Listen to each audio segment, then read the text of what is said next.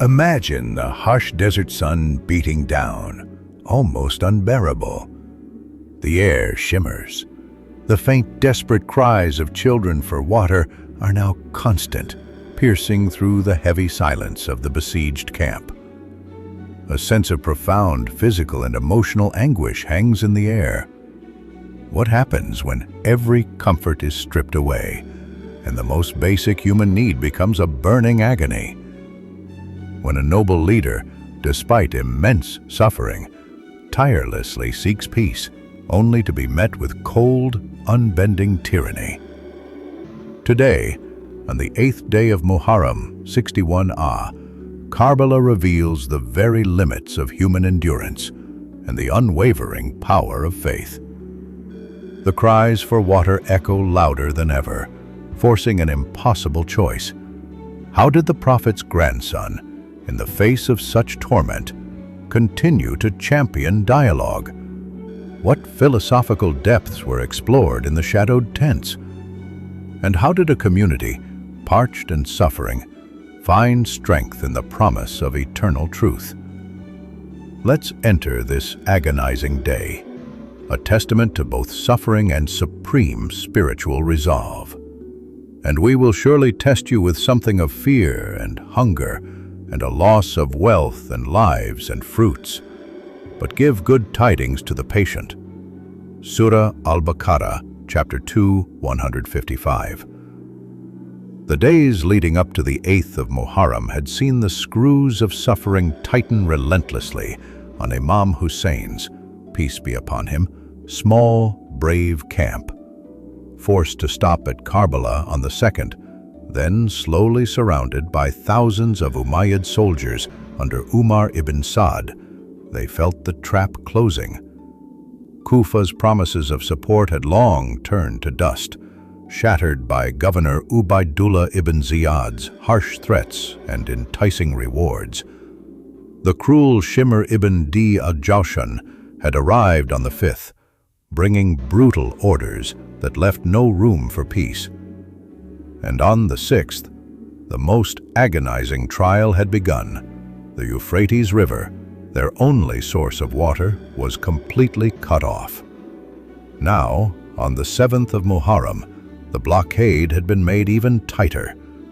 The Umayyad army intensified their guard along the riverbanks, ensuring that not a single drop reached the parched throats of the Prophet's family.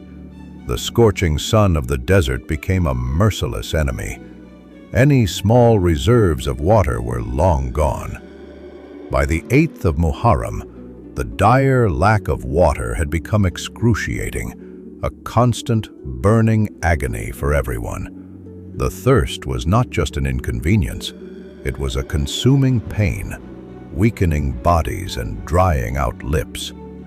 The dust, constantly disturbed by the enemy's movements, coated their mouths, making the need for water even more unbearable. The suffering was heartbreakingly clear, especially among the most vulnerable, the children. Their cries for water, which had started as now became more frequent and desperate. Al-Atash! Al-Atash! Water! Water! Thirst! Thirst! Their tiny, weak voices echoed through the camp, tearing at the hearts of their parents and guardians. Their small bodies, so sensitive to the extreme heat and lack of water, were showing clear signs of severe dehydration. Their eyes were sunken, their lips cracked and bleeding, and their skin was dry and wrinkled. Mothers like Lady Zainab, the Prophet's granddaughter, held their little ones close, their own throats burning, their hearts breaking with a helplessness that was almost unbearable. They could see the vast Euphrates River shimmering nearby, so tantalizingly close, yet guarded by thousands of unmerciful soldiers. The sound of the river, perhaps a on the wind, must have felt like a cruel joke. The act of denying water, especially to children, was a deeply inhumane act, going against every rule of mercy taught by Islam. Despite this terrible physical suffering, Imam Hussain remained a beacon of noble composure. His presence was a source of great strength for everyone in the camp. He moved among his suffering family and companions, his eyes filled with deep compassion, offering what little comfort he could. He understood deeply that this intense thirst was meant to break their spirits, to force them to give in. But instead of breaking, their resolve only grew stronger, uniting them in their shared pain and their unwavering commitment to Allah. The cries of Al-Atash became a shared agony, but also a powerful symbol of their patience and endurance.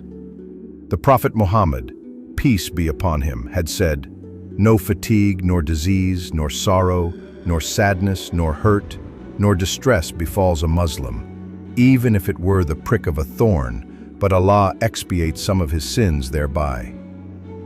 Sahih Bukhari, Volume 7, Book 70, Hadith 545. Imam Hussain and his companions were truly living this teaching, enduring unimaginable hardship with remarkable patience. Even in this dire situation, with his family suffering intensely, Imam Hussain never gave up on seeking peace. He continued to champion dialogue, showing his profound dedication to avoiding bloodshed whenever possible. He reportedly sent messages to Umar ibn Sa'd, proposing alternative solutions, hoping to appeal to any remaining sense of humanity or reason within the Umayyad command. He suggested that he be allowed to leave Karbala and return to Medina, his ancestral city, where he would pose no threat to Yazid's rule. Another proposal was to allow him to proceed to any other Muslim land where he could live in peace, away from the political turmoil. In a final attempt to resolve the crisis without further conflict, he even offered to be taken directly to Yazid in Damascus so that he could speak with the caliph himself and explain his position directly face to face.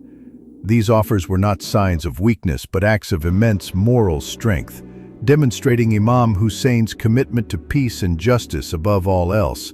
He wanted to leave no stone unturned, no avenue unexplored, to prevent the horrific events he knew were coming.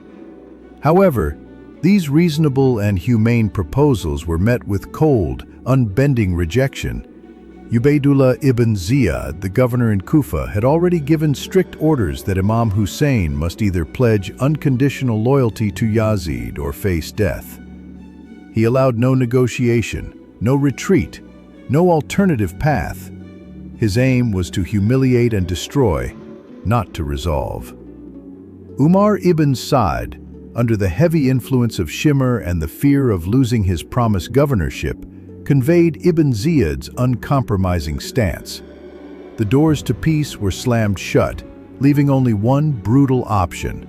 This rejection, despite the obvious suffering in Imam Hussein's camp, highlighted the true cruelty and heartlessness of the Umayyad leadership, driven by a thirst for power that overshadowed all human and Islamic values. Facing this utter lack of compromise and the agonizing reality of thirst, Imam Hussain gathered his loyal companions and family members.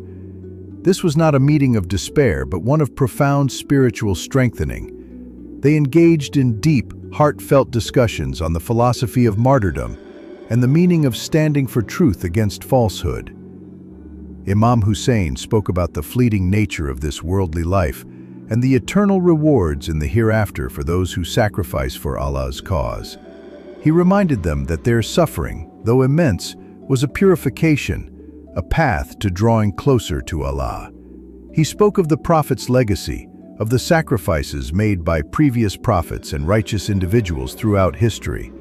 These discussions were not about strategizing for battle, but about preparing their souls for the ultimate sacrifice. They understood that their stand was not for worldly victory, but for the preservation of Islam itself. The Prophet Muhammad, peace be upon him, had said, "The best of martyrs are Hamza, and a man who stands before a tyrannical ruler and enjoins good and forbids evil, and is killed for it." Sahih al-Jami 15:15. This wisdom resonated deeply within their hearts. In the camp, Philosophical discussions explored what it truly meant to choose Allah over worldly desires, to accept death with dignity for the sake of higher principles. They talked about patience, sabr, trust in Allah, tawakkul, and the ultimate victory that comes from upholding justice, even if it meant a physical defeat. These profound discussions strengthened the resolve of the companions, turning their physical anguish into spiritual fortitude. Their voices, though parched, were firm in their commitment. They became a living example of unwavering faith. The cries of Al-Atash continued, but alongside them, prayers, recitations of Quran, and whispers of unwavering devotion filled the arid air. The 8th of Muharram was indeed a day of excruciating thirst and crushing rejections, but it was also a day when the light of faith within Imam Hussein's camp shone brightest, preparing them for the ultimate test that awaited on the horizons of Karbala. The land of suffering had become a land of spiritual transformation, where true heroes were forged in the crucible of unwavering resolve.